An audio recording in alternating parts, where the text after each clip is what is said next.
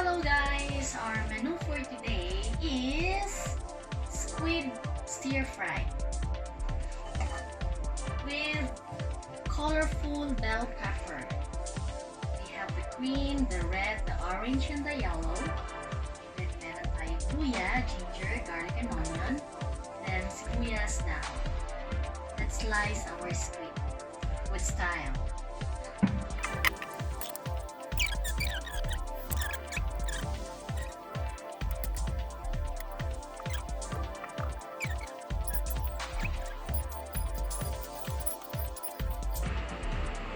So, marami na dito slice dito. Gagawa muna tayo ng sauce. So, 1 teaspoon of cornstarch.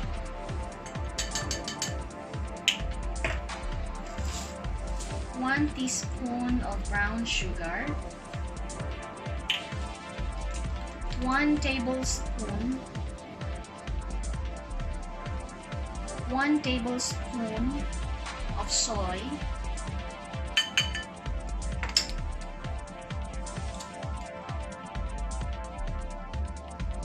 2 tablespoons of oyster,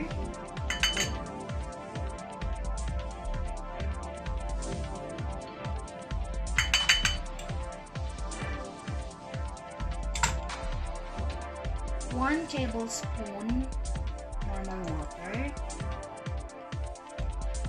1/4 teaspoon ground black pepper, black or white, 1 tablespoon red wine, pero optional lang ito, pwede namang wala.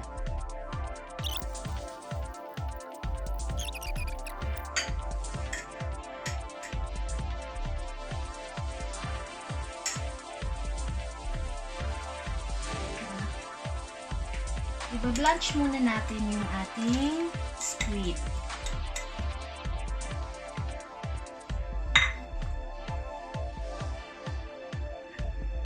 So, nasa mga 10 seconds lang para hindi siya makunat. Medyo okay na to. Tanggalin na natin para hindi siya ma-okay.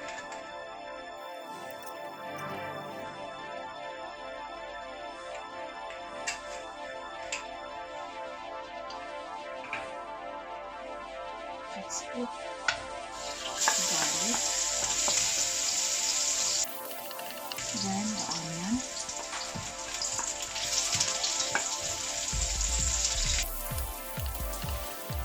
the ginger,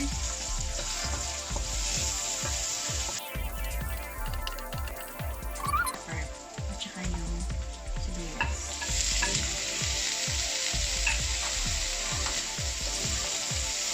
So dito kailangan natin ng malakas na apoy para hindi siya magtubig.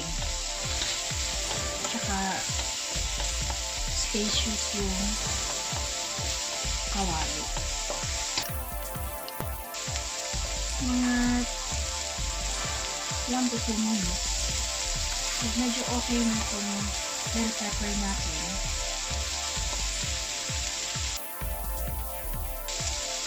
lagay na natin ang ating squid.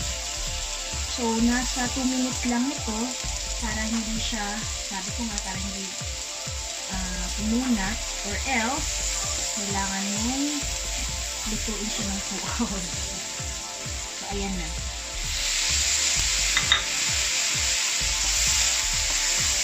So, high fire ang gamit natin.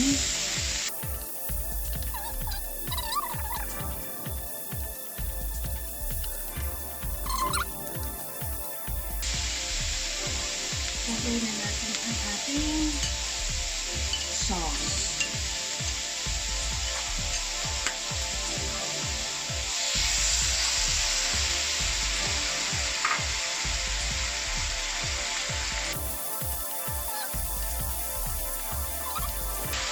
And done!